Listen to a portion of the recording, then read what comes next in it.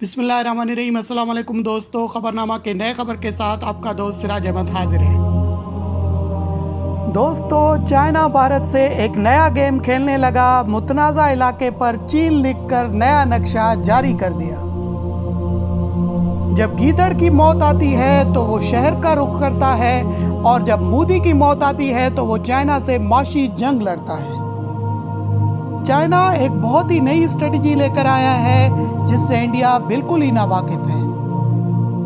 दोस्तों, चाइना और भारत के दरमियान गलवान वैली में एक और झड़प हुई जिसमें इंडिया के मजीद 2 फौजी मारे गए। चाइना ने तिब्बत की साइड पर एक स्पेशल आर्म फोर्स भेजी है जिन्हें मार्शल आर्ट में महारत हासिल है।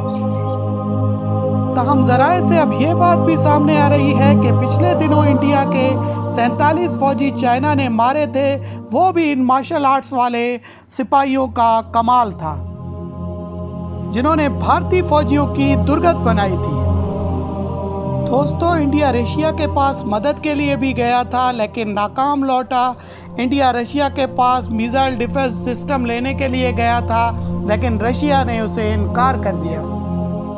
अब इन्होंने फ्रांस से राब्ता किया है और फ्रांस अब इनको 4 राफेल तैयारे दे रहा है।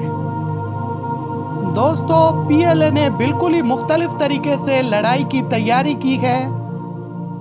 चाइना ने अपनी एक स्पेशल फोर्स तैयार की है जिनकी तादाद 2 लाख है, जो बगैर गोली चलाए अपना काम करते हैं, और पिछले 3 साल में चाइना ने तैयार की है।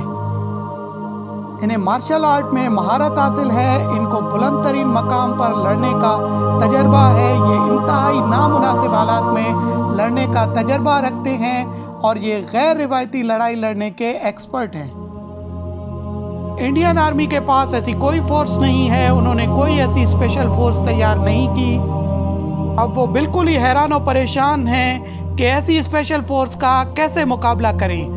पिछले दिनों जो उनके 48 फौजी मारे गए थे वो भी इन स्पेशल फोर्स वालों ने मारे थे जिन्हें मार्शल आर्ट में महारत हासिल है।